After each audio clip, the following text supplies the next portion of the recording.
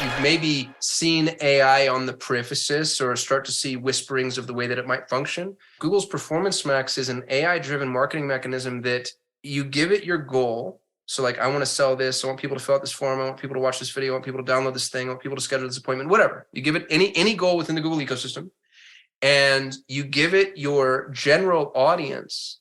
And then Google goes out and accomplishes that goal with a greater degree of efficacy than I have ever seen from any marketing mechanism, period, full stop.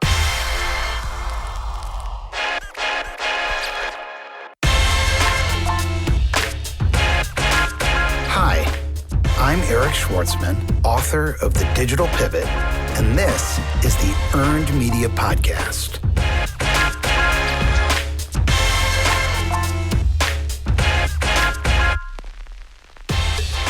My guest today is Kasim Aslam. He is a marketing thought leader and the owner of the best Google ad agency in the world.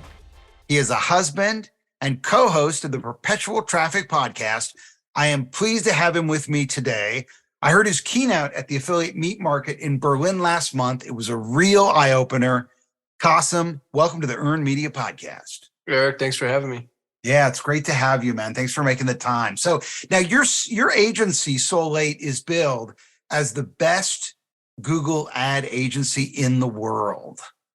How did you pull that off? Well, number one, it's subjective, so I could just be lying. But I'll give you some data points, and you can decide whether or not it's true. We were and generally are one of the top ranked Google ad agencies organically. So if you go search for Google ad agency right now, I'm going to be on the top half of the four pack more often than not. But that's, again, an extraneous data point. We're one of the only Google Premier partners in the United States that has all of the Google certifications. We're also one of the largest Google specific agencies. We manage $70 million in ad spend. I have 200 clients. So while there's some amazing agencies out there, we're one of the only ones that is niched down into Google ads specifically. And I think that kind of gives us a leg up when it comes to the Google thing. Can you name some of your top clients, or do you talk about it? Yeah, so I've got a client that I can't name, but I have a case study on. Is a publicly traded company that deals with pet products. They've got a 7 and sometimes 8-figure ad spend. We've got a client that everybody has seen, the silicone wedding rings. Past client, but we helped really, really explode them until they took Google Ads in-house. One of the largest lighting manufacturers in the world. We've got, and then, it spans the spectrum. I've got some great big clients, but I also have some little teeny tiny clients. Yellow Leaf Hammocks is one of my favorites. They're not tiny by any means. They were on Shark Tank. A really amazing company. They take women in Thailand and teach them a skilled trade in order to extract them from some pretty tough situations. Give them a fair wage, put kids in schools. Most of my clients are in the e-commerce space, some professional services, some SaaS. One of our clients was one of the fastest growing MSPs in the country. So, again, spans the spectrum. If they do Google, I want them. Do you have sort of a sweet spot, or is there a certain category of company that tends to do better with Google Ads than others? E-commerce and then followed by SaaS. E-com does better with Google because we can actually see what it is that you're making. So if you're a lead generation client, or if you're a local client, you have some limitations. Local limitations are obvious, right? You're restricted by the geography that you can service. I still have some local clients, but not many. Lead generation clients are tough because I can't see what you make. And so, I could gen 100 leads, 1,000 leads, but if your sales team isn't good at giving us feedback and providing us with the information for me to pipe back into Google, we'll just assume all leads are created equal, which we all know is not true. And sadly, and this isn't meant to be a jab, it's just the truth, most sales teams are not super effective at providing that information. There's the classic battle between sales and marketing. So I've got some clients that are super adept at it, and their campaigns perform really well. And then I've got some clients where we're just flying blind. And for some of them, we've been flying blind for years. And the fact that the campaign functions, in this manner, it makes you think like, gosh, how much better could it be doing if we were actually getting the data that we needed? In the world of e-commerce, what categories tend to do the best versus which ones struggle? Yeah, consumables, anything with a high lifetime value. E-com gets really competitive really quickly. It gets very heavily commoditized. So like if you're selling cell phone cases, the thing about a cell phone case is it's a one-time buy. I'm probably not coming back to you. It's super low margins. It's super competitive. It's very unlikely that you're going to make it work unless you have a very strong, unique selling proposition. I like consumables, repeat buys, very high average order values. So, like if, for instance, if you're selling saunas, and not necessarily drop shipping, right? Like, or hot tubs or high-end furniture, medical devices, anything where the room to pay for marketing exists. You actually have the money to spend on traffic, because paid traffic is expensive. And the interesting counterintuitive thing, I'm a paid traffic guy. I own one of the top Google Ads agencies on the planet, and I tell people that paying for traffic is the last thing you should do. Go make sure that your product actually is sellable. Make sure that your price point is competitive with the market. Make sure your unique selling proposition resonates. And you shouldn't run paid traffic until you already have some level of proof of concept, which, it's scary to me, because I see so many businesses use paid traffic to kind of make those mistakes. And it's such an expensive way to make those mistakes. Well, I mean, it is also a faster way to get data, because it takes so much time to build that traffic organically. But if you're looking at a client that has pulled it off, they got a proof of concept, they're converting, things seem to be working out, they're ready to pour some gas on the fire. At what point what's sort of the entry point? You need to spend at least X a month for X months to see if it's going to work for you. How does that figure out? 10 grand for 6 months. 10 grand a month for 6 months? Correct. Yeah, 10 grand a month for 6 months will get you proof of concept with the vast majority of industries. If you're niche, if you're local, if you're in a less competitive market, you might be able to do 5, just depending. We actually have an incubator program for people spending less than 10 grand a month, and we call that anything between like 2 and 10 is in our incubator program. But there needs to be a reason that we think you'd have an adequate at bat. Google's it's a machine learning mechanism that utilizes data in order to determine common denominators, and that data is purchased through ad spend. And if you're not spending enough, you just shouldn't do it, because you're not feeding the machine what it would need in order to properly optimize your campaigns. I can't tell you how many advertisers, it's not that their ads aren't working, it's that they're not reaching critical mass. They're spending just enough to piss themselves off, but not enough to actually see success. When you're considering participants of the incubator program, what criteria are you looking at to decide whether or not it makes sense to get behind them? Yeah. So the first is their product or service. Do I actually think this has a reasonable expectation of success? For us, all the work is front loaded. I'm not profitable for the first 90 days plus. And what that means is I have to be really careful with the clients that I pick, because if I take on a client and, they're going to die on the vine, that's really destructive, especially in my world. I'm in a labor industry at the end of the day. This isn't a SaaS product. I've got a limited number of Google Ads strategists. We have the best in the world. And so, it's actually kind of hard to produce the assets that we use. And I have to be careful where I choose to spend their time. And so, do I think their product or service is going to be viable? That's number one. And number two is I look at the client. What's their mentality like? Do they understand the need to test? Are they going to want to play, tinker with my campaigns? I can't tell you how many times people go in and start messing around with, we turned this key phrase off because we didn't think it's working. And in my mind, I'm like, no, you just reset the machine learning. Now I have to wait another 3 weeks before I can do anything. So I look at the product or service, and then I look at the mindset of the client. And if I feel like they're the type of client that we'd like to work with, then we'll take them on our incubator program. Are there any sort of tells when you're talking to, is there a question you ask or some way that you sort of test, I know for me, it's always like, what does success look like for you? That's usually a question that tells me a lot. Is there a question that you would ask someone in the incubator program to see if they're a good fit? No, you nailed it. It's, what are your goals? If somebody goes, I need a, 1,000% ROAS, meaning return on ad spend. And that's actually, we've got some clients that are at 15,000%. It's unusual, but it happens. But I like to see that they have a reasonable expectation for success. They're not asking for magic. That's one of the disadvantages of being the best in the world, is people just kind of think that you're a magician. I was talking to my buddy Jason Fladlin about this. Jason's the world authority in webinars. And he said that being the world authority actually hurts him, because everybody assumes like, oh, Jason will just make the magic webinar, and the magic webinar will sell, and, we'll all do a $60 million launch. And he's like, one out of 100 of my webinars does a $60 million launch. And so there's kind of like it's the tragedy of what would you say, authority. And so I need to know that their expectations are reasonable. That's number one. And the number two is I need to know that they can afford the risk, because 50% of all Google Ads campaigns fail within the first 90 days. So I don't want anybody who's spending their rent money.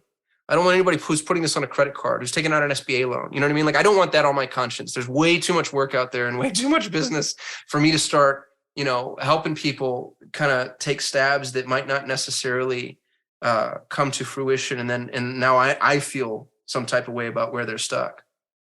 We're talking to Kasim Aslam. He is a marketing thought leader. And when we come back, we're going to talk about how Google Ads are changing. Stay with us. We're talking to Kasim Aslam. He is a marketing thought leader. He is the owner of the best Google Ads agency in the world. I'm thrilled to be talking to him. He was the keynote speaker in Berlin at the the Meet Market Affiliate Conference. And Kasim, I know this is something you talked about in your keynote. It was riveting, and I wanted to just sort of get you on the record about it here. Talk to us a little bit about how Google Ads are changing and what that means for you as an agency. Yeah, Google made the biggest change to their algorithm they've ever made. In November of 2021, they rolled out something called Performance Max. And the interesting thing about Performance Max is it's the first time I've ever seen AI function in the wild. We've all kind of danced around. If you've played with like Jasper, or ChatGPT, or whatever, you've maybe seen AI on the peripherasis or start to see whisperings of the way that it might function. Google's Performance Max is an AI-driven marketing mechanism that you give it your goal. So like, I want to sell this. I want people to fill out this form. I want people to watch this video. I want people to download this thing. I want people to schedule this appointment, whatever. You give it any goal within the Google ecosystem, and you give it your general audience. And then Google goes out and accomplishes that goal with a greater degree of efficacy than I have ever seen from any marketing mechanism, period, full stop. It is insane. It's actually terrifying to me, because on a long enough timeline, you wouldn't even need an agency to run this thing. Like they're cracking the code to a degree that, for business owners that are listening, if you're paying an agency an insane amount of money, I bet you that starts to get commoditized as Performance Max does the heavy lifting. We're not there quite yet, but we're getting there. We're getting to the point to where machines have really beat humans. And what's funny too, is I always thought there'd be like a press conference. I always thought like the president would make an announcement, or we'd see the meteor coming. When Skynet goes live, everybody assumes that there's just a Terminator outside your front door the very next day, and that hasn't been the case. It happened quietly. It's been this. It's just this open air secret that, even though it happened, nobody's really addressing. And I'm interested to see how that manifests over the next couple of years, because the meteor already struck. And now we're dealing with the fallout, and most people don't even know. We've got a lot of people too, especially with old agency models. They're the walking dead and they have no idea.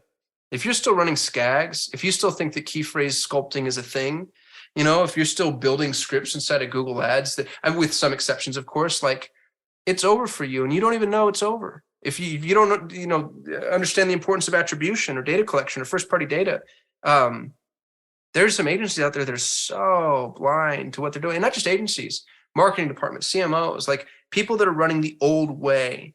The tsunami's already hit and they're drowning and they have no idea.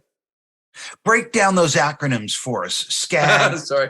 and scripting inside of ads. What are you talking about? Yeah, so SCAGs, single key phrase ad groups. Basically, let me zoom all the way out. Here's the way that media buying used to be driving a Formula One race car. You're going 300 miles down the road, 300 miles an hour down the road, and you're making decisions in microseconds. Like, you are in control. You're driving this vehicle. That's what media buying used to be. And when I say media buying, I mean running Google Ads, running Facebook ads, programmatic display, whatever. Now, especially with the advent of Performance Max, media buying is interstellar space travel at the speed of light. You don't get to drive the spaceship, right? You will crash and everybody will die. Instead, the computer drives and you serve the machine, which is terrifying. So all the media buyers that are there making all the little micro adjustments, like, oh, I'm not going to deliver my ads at this day on this time. Really? Do you know that the impressions in that day at that time didn't ultimately lead to a conversion? Because everything that you're optimizing against is based off of clicks or conversions, not necessarily views. And maybe somebody saw an ad at that time and then chose to click and or purchase at a later time. So there's this really small-minded thinking that goes into media buying that is putting your ads at a massive disadvantage, and people don't even know.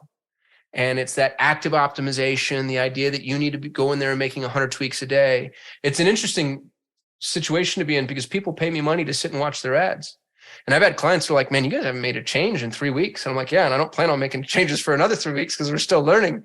And then, the question becomes, well, do you want to watch it yourself or do you want to pay a professional to watch it? So many times we're taking a fee just to sit here and twiddle our thumbs. We're not twiddling our thumbs. We're watching the machine learn. And then the 1 or 2 or 3 or 4 or 5 changes that I do make end up being dramatically impactful in ways that, it's the little hinge that swings the big door. And if I make that wrong, that 1, 2, 3, or 5 changes wrong, now I'm going to send the interstellar spaceship off in the wrong direction at the speed of light. And so it's an entire paradigm shift and we're not ready for it, which, for me is good. It's good in my business to have blood in the streets, but that's about where we are right now. Like everybody's ads are on fire and they're all trying to figure out how to solve that problem. And, I think that we've got 24 months before people really come around to the new model that is ad management. So Kai-Fu Lee, who was the president of Google China before Google left China, is a VC who wrote a really interesting book called AI Superpowers. And I just devoured it. It was like a bestseller, New York Times bestseller, devoured it. And one of the big, nuggets from the book is whoever has the most data wins. Because obviously whoever's got the most data is going to have the best ability to predict behavior because the ways and means are going to drop off at the edges. So, everything I'm hearing from you makes me think that, wow, this really puts big companies in an advantageous position. And then, niche companies, B2Bs and local companies at a disadvantage because they're never going to have as much data as an Amazon or a Netflix or a Tesla or an Apple. What are your thoughts on that?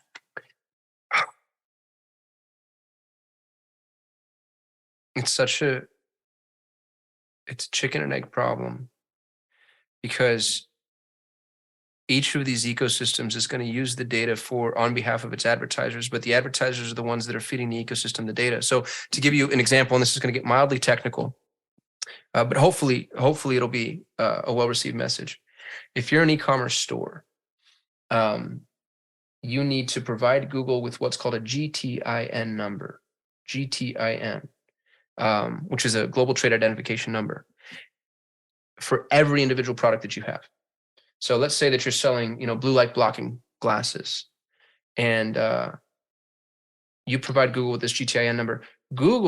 That's how Google knows what this product is. Google doesn't look at the title or the description or the attributes. It looks at the GTIN. It's like the social security number for this product. It's the unique identifier. And when you provide Google with this GTIN number, Google uses that in order to determine who's going to buy this product from you. Demographically and psychographically, Google has 70 million demographic and psychographic data points on every person that engages with its ecosystem. And it knows what you're going to buy before you buy. Google told a woman she was pregnant before she knew she was pregnant in April of 2015 based solely off of her search and communication patterns. Google knows exactly what you're going to do before you do it. Now, here's what's interesting.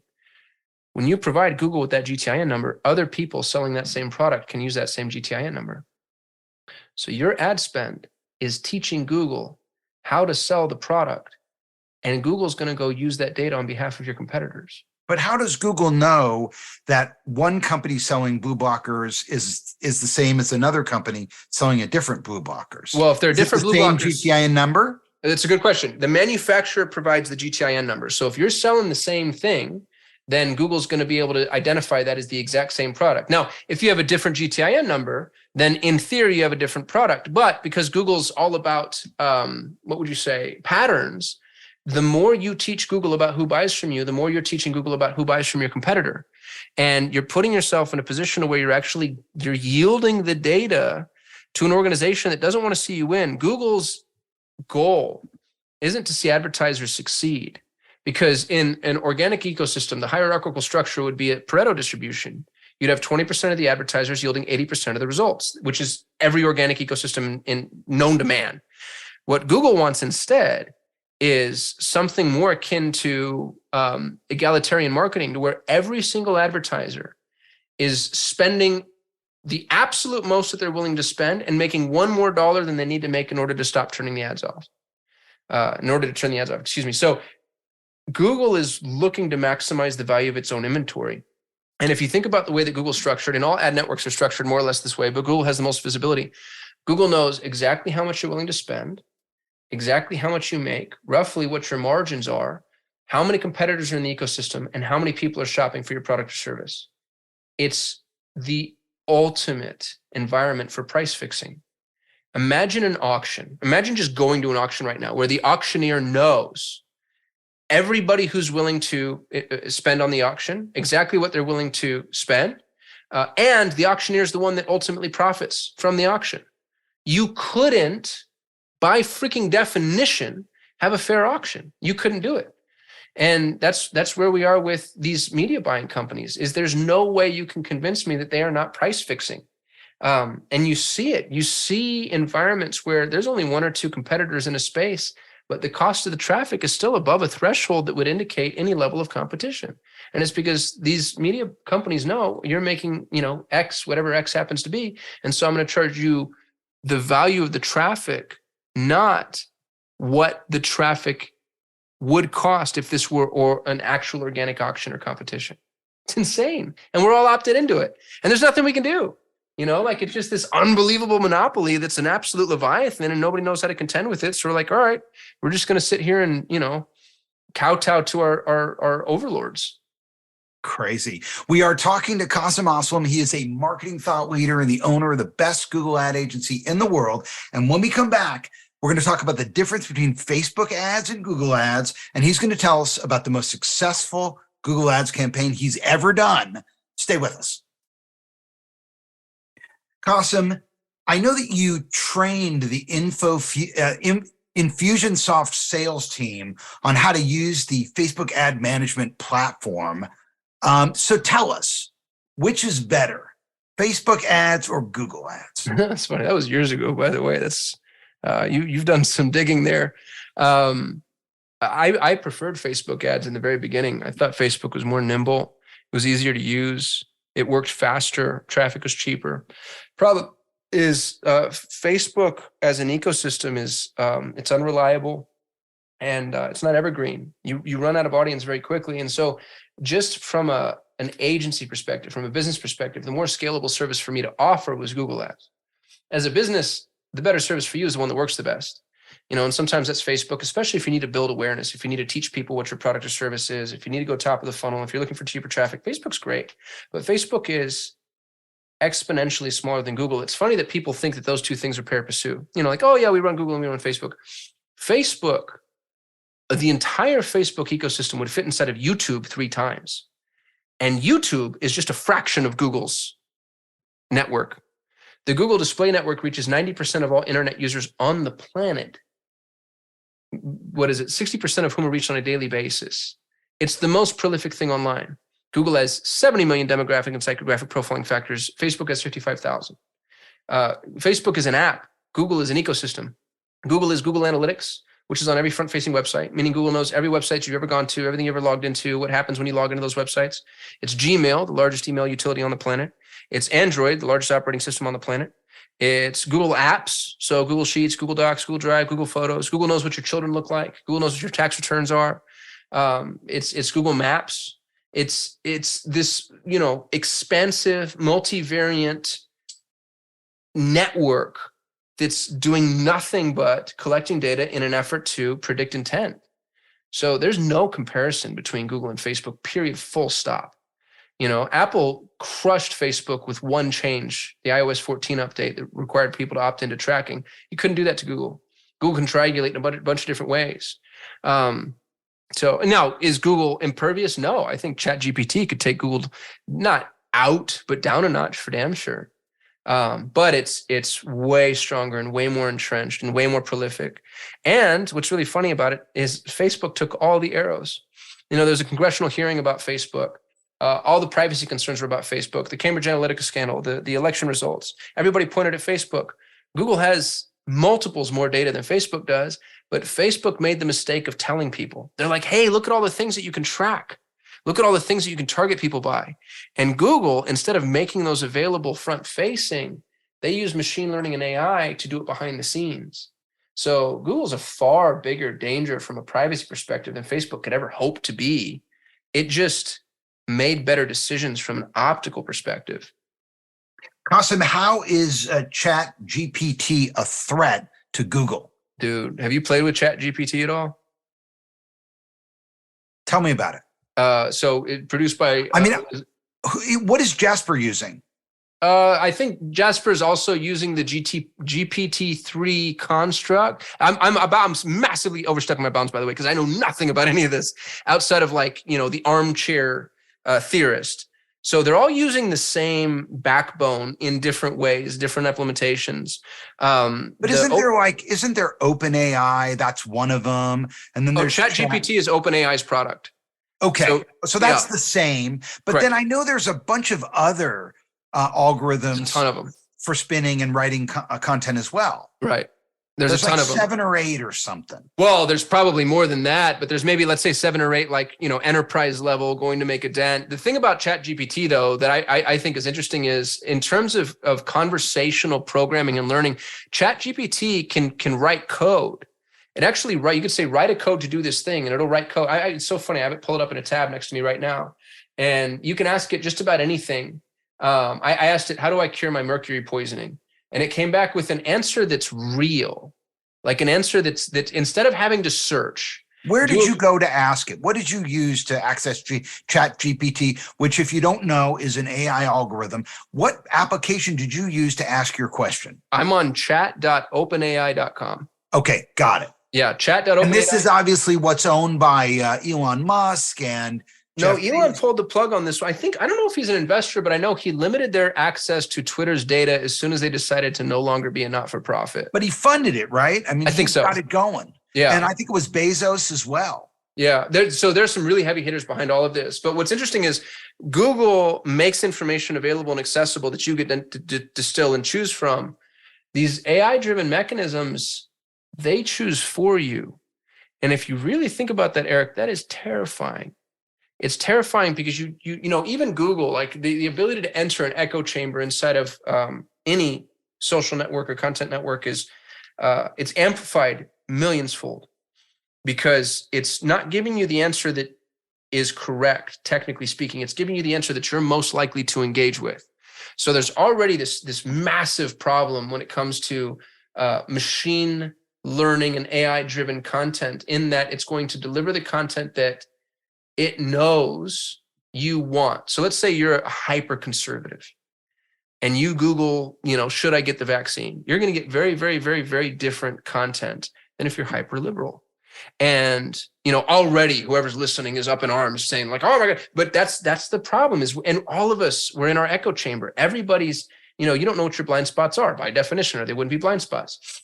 So if you take that concept, you put it on a shelf for just a moment, imagine an AI mechanism that doesn't even give you the opportunity to peer beyond, to pierce the veil of where your blind spots may be. You just ask it, you know what, let's do this right now. I'm going to ask OpenAI, should I get the COVID vaccine? Let's see what it says. Here we go. Yes, it is generally recommended that you could get the COVID-19 vaccine. The vaccines currently available have been shown to be safe and effective in preventing illness from COVID-19. Here's what's really interesting. I have mercury poisoning. My doctor, who's a double PhD, neurosurgeon, neuroscientist, has told me don't get the COVID vaccines, especially specifically for me, because there's mercury in every vaccine and it's going to go straight to my brain because my body's grabbing as much mercury as it possibly can. And I'm not trying to be incendiary or political, but I just want to make the point that there's a danger to the way that content is distributed and disseminated. It's pretty easy to polarize people. And as we move forward in the future, the way that content is being categorized and cataloged, it's not meritocratic. It's preferential. And man, that's scary. I just the other did like a couple weeks ago, I saw a really cute cat video on Instagram and I sent it to my son. And now I'm just buried in cat videos on Instagram. And I'm actually thinking about getting a cat. Yeah. I mean, it's amazing what's happened to me. Yeah. Well, and look at the way that people are, structured without the internet. You have, what would you say? Selective exposure, cognitive dissonance, herd mentality, in-group preference, novelty response. These are all normal human constructs. 50,000 years ago, if my eye color was different than your eye color, we were going to fight and one of us was going to die. Like that is built into 2 trillion years of evolution. So it's not that these problems are digital problems, it's that they're exacerbated by the digital mechanisms at scale. I get really frustrated with even the concept of racism. I don't think most things that people call racist are racist. I think that and I'm stealing this from a thought leader that I greatly respect, but they stem from in-group preference and novelty response. It's not that people are racist per se. It's that they don't understand. And you prefer that which is accessible to you, that which you understand. And so if you take that limitation and you amplify it at scale, the way that, things online can be amplified at scale, we put ourselves in a position to really travel down the wrong road, but do so at lightning speed. I just as a closer, I want to give you a chance to talk about the most successful Google Ads campaign you ever did. Yeah, so they were in the survival and preparedness space. I actually mentioned them earlier. They were at something a little over 15,000% return on ad spend, which is absolutely insane. It's just like you are minting money to a degree that, and it was on the heels of COVID. So here's a company that has shelf stable foods, everything that you would need to be like a full on prepper, and COVID lands, and we just could not keep the only reason that campaign didn't do better is because they kept running out of product.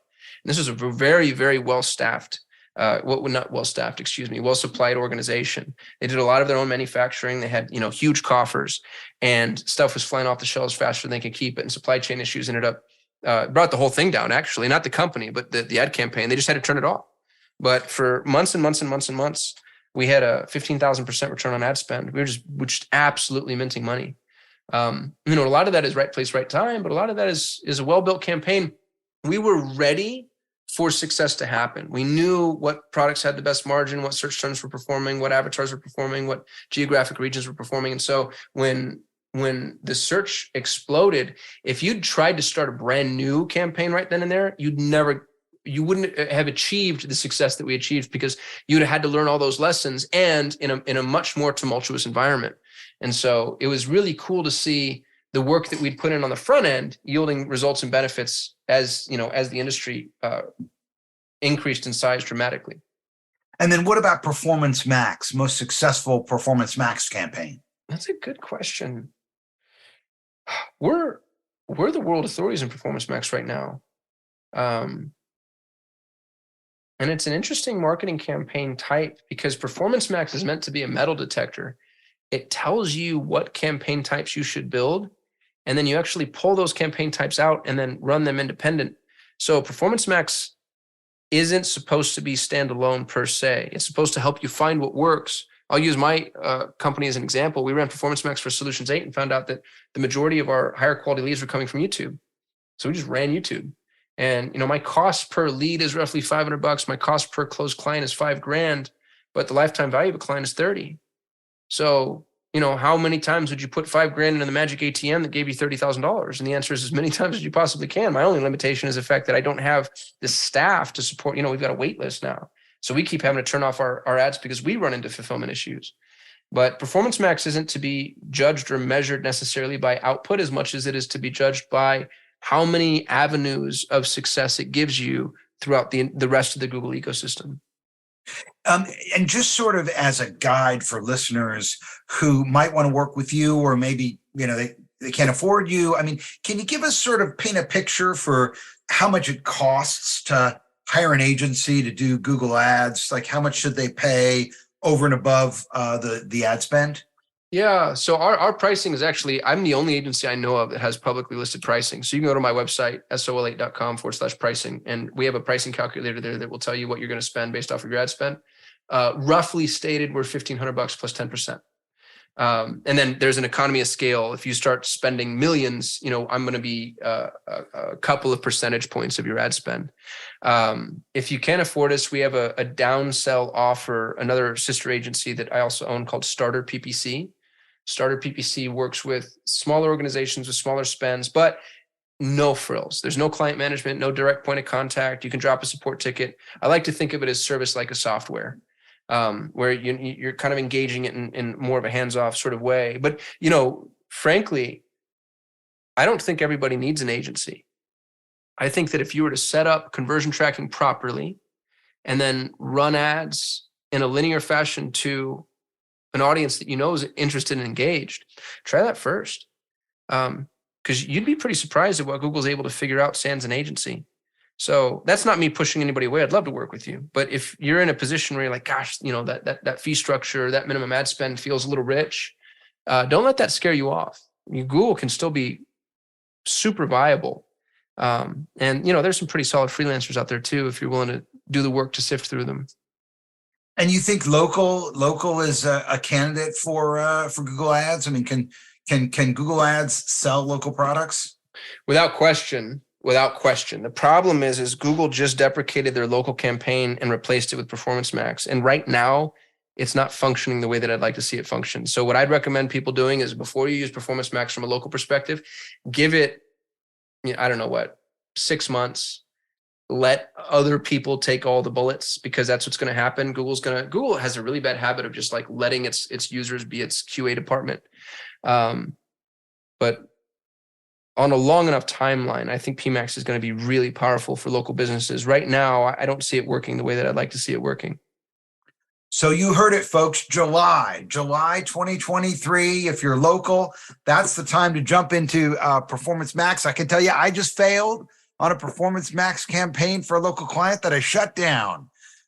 So confirmed. Kasim is awesome. And I'm so happy that we had a chance to have him on this program with you here today. How can people get a hold of you? Website is sol8.com, SOL, the number 8.com. I'm super active on LinkedIn, super active on Twitter. I shoot a YouTube video every day. So you kind of can't find me. If you can't find me, don't listen to anything I'm saying, because, that's a pretty bad position for a digital marketer to be in. And you have a podcast. What's it called? Perpetual Traffic. I'm the co-host of Perpetual Traffic alongside Ralph Burns, he's the real star. I'm just, if you watch Conan, I'm like the little fat guy that sits on the couch and laughs at his jokes. Awesome. Well, listen, thanks a lot for taking the time to do this. I really appreciate it. Thanks for having me, Eric. Appreciate you.